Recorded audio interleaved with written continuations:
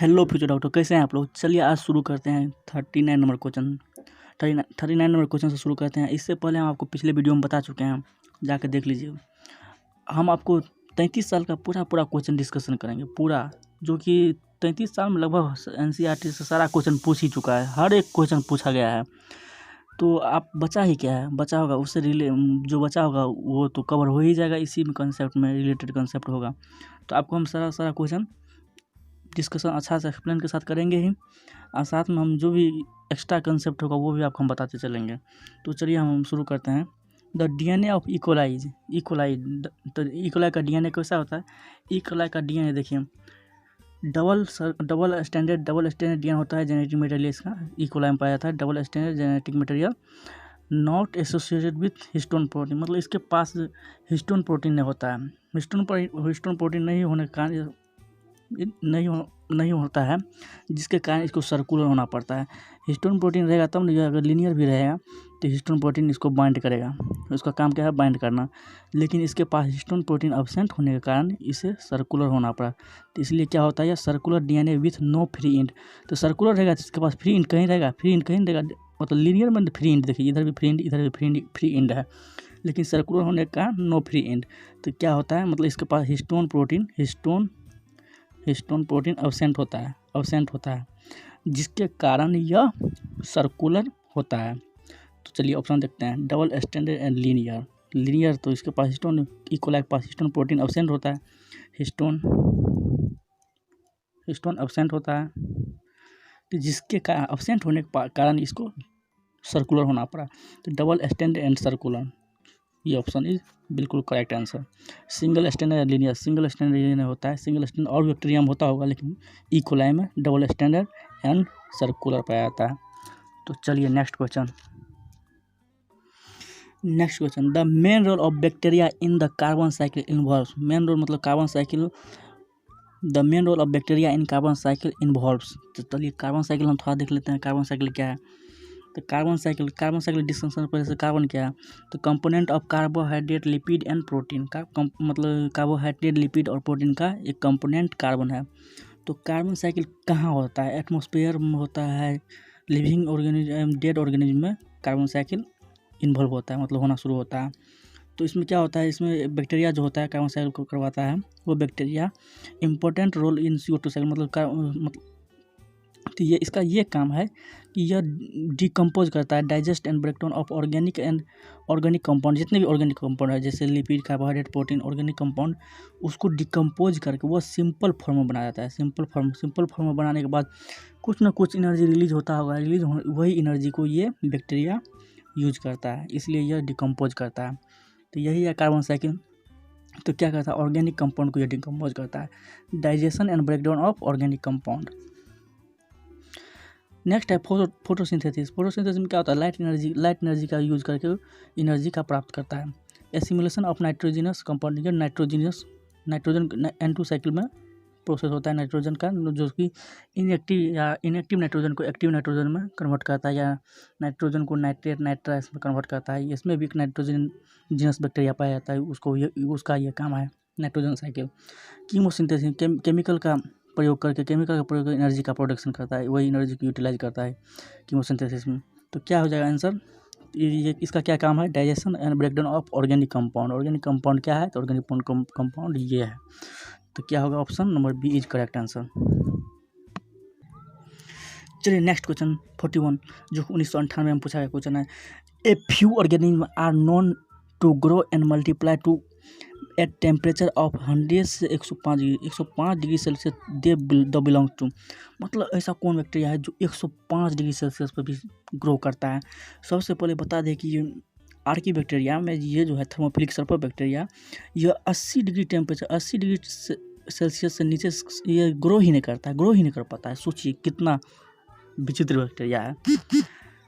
और हम आपको ये भी बता देते हैं, ये सब जो बैक्टीरिया है, सारा बैक्टीरिया मतलब एडवर्स कंडीशन में भी सर्वाइव करने की क्षमता रखता है। एडवर्स कंडीशन, मेराइन कैरेक्टर, मतलब डीप ओशियन में भी ये सर्वाइव कर लेता है। तो सब खतरनाक है, लेकिन क्या पूछा गया है, 100 से 105 डिग्री सेल्सियस पर कौन सर्वाइव करता है। तो ये मतलब इसका आंसर हो जाएगा थर्मोफिलिक सल्फर बैक्टीरिया। यही एक बैक्टीरिया है जो 105 डिग्री पर सर्वाइव करता है। कुछ पॉइंट आपको दिखाते हैं। These are aerobic bacteria and capacity to oxidise sulphur to H2SO4, मतलब सल्फर को ऑक्सीडाइज करके H2SO4 में कन्वर्ट करता है at high temperature and high pH। देखिए 2.0 pH, 2 pH यानी कितना एसिडिक है, उसमें भी यह मतलब सल्फर को कन्वर्ट कर देता है H2SO4 में। और ये सम ऑफ दिस ऐसा कुछ और बैक्टीरिया है सल्फर बैक्टीरिया जो सल्फर को रिड्यूस भी करता है H2S में। देखिए वो भी कितने एनारोबिक कंडीशन जहाँ पर ऑक्सीजन नहीं भी होता है उसमें भी H2S को मतलब रिड्यूस करता है। सोचिए कितना खतरनाक बैक्टीरिया है। तो यह मतलब 80 डिग्री बिलो 80 डिग्री से यह सेल्सियस से यह सर ग्रो ही नहीं कर पाता है। इसके लिए टेम्परेचर सूटेबल है 100 से 105 डिग्री सेल्सियस पर यह दनादन मतलब सर्वाइव करता है। सोचिए इतना एडवांस कंडीशन में पानी भी वाष्प बनकर हो जाता है। सोच सकते हैं ऐसा कंडीशन में यह सर्वाइव कर लेता है। तो इसका आंसर क्या हो जाएगा, थर्मोफिलिक सल्फर बैक्टीरिया जो कि है 105 डिग्री पर सर्वाइव कर पाता है। तो यहाँ पे कुछ पॉइंट आपको देखने को मिल गया, मतलब देखिए high temperature and high pH भी रहेगा तो आप देखिए इस थर्मोफिलिक सल्फर बैक्टीरिया में टिक लगाइएगा। तो option number A is correct answer. Next question, the heredity material present in bacterium E coli में हेरिडिटी मटेरियल क्या पाया जाता है। तो हम सबसे पहले आपको बता दें ई कोलाई में डबल स्टैंडर्ड DNA पाया जाता है। डबल स्टैंडर्ड DNA वो भी सर्कुलर, आपको हम पिछले क्वेश्चन में बताएं सर्कुलर पाया जाता है। सर्कुलर इसलिए पाया जाता है कि क्योंकि इसके पास हिस्टोन प्रोटीन एब्सेंट होता है। हिस्टोन प्रोटीन एब्सेंट होता है जिसको हिस्टोन प्रोटीन नहीं वो बाइंड नहीं कर पाता, वो लीनियर कभी रह ही नहीं सकता है, इसलिए इसके पास होता है। इसलिए यह एवोल्यूशन के दौरान यह सर्कुलर बनना पसंद किया। और सब बैक्टीरिया में ऐसा बात नहीं है कि मतलब इस बैक्टीरिया में डबल स्टैंडर्ड DNA ही पाया जाता है, नहीं। और अदर बैक्टीरिया या वायरसेस में single standard DNA, single standard RNA भी पाया जाता है। लेकिन ई कोलाई में, मेनली हम ई कोलाई की बात करते हैं, ई कोलाई में क्या पाया जाता है, डबल स्टैंडर्ड DNA, वो भी क्या सर्कुलर होता है। तो क्या हो जाएगा answer, option number B is correct answer. मतलब ये सभी अदर बैक्टीरिया में पाया जाता है। और हमको आप ऐसा काम कीजिए, कमेंट बॉक्स में कमेंट कीजिए किस किस में पाया जाता है DNA single standard, RNA single standard, कौन कौन बैक्टीरिया वायरस से जाए। तो कमेंट बॉक्स में आप कमेंट करके बताइएगा हमको। चलिए नेक्स्ट क्वेश्चन, चलिए question number 43, azotobacter and bacillus polymyxa are the example of. तो ये किसका एग्जाम्पल है, ये तो एग्जाम्पल है नॉन सिम्बायोटिक एंटोफिक्स, क्योंकि यह ऐसा बैक्टीरिया है जो क्या करता है, जो मतलब फ्री लिविंग है, जो किसी पर डिपेंड नहीं है, फ्री लिविंग। यह फिक्स करता है नाइट्रोजन फिक्सेशन में, मतलब मिट्टी में जो नाइट्रोजन होता है उसको फिक्सेशन फिक्स करता है। लेकिन यह मतलब किसी पर डिपेंडेंट नहीं रहता है, यह फ्री लिविंग इन नेचर पाया जाता है, फ्री लिविंग होता है। जबकि अब आप कहेंगे मतलब फ्री लिविंग कौन नहीं पाया जाता है, जैसे यहाँ पर देखिए सिम्बायोटिक एंटोफिक्सर, यह ऐसा बैक्टीरिया है राइजोबियम, जो कि क्या करता है, एसोसिएटेड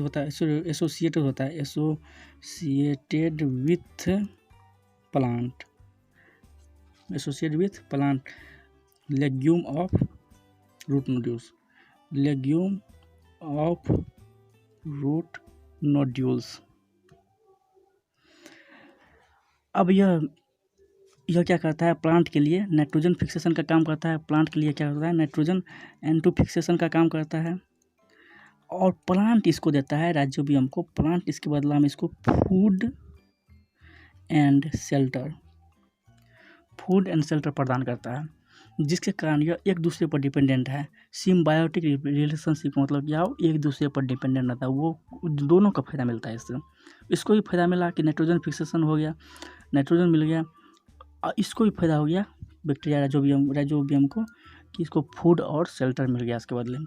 डिकम्पोजर फंजाई में पाया जाता है, डिकम्पोज बैक्टीरिया में भी होता है जो डिकम्पोज करता है किसी ऑर्गेनिक मटेरियल को, जिससे इसको एनर्जी का प्राप्ति होता है, मतलब ये डिकम्पोज करता है, डिकम्पोजर काम है।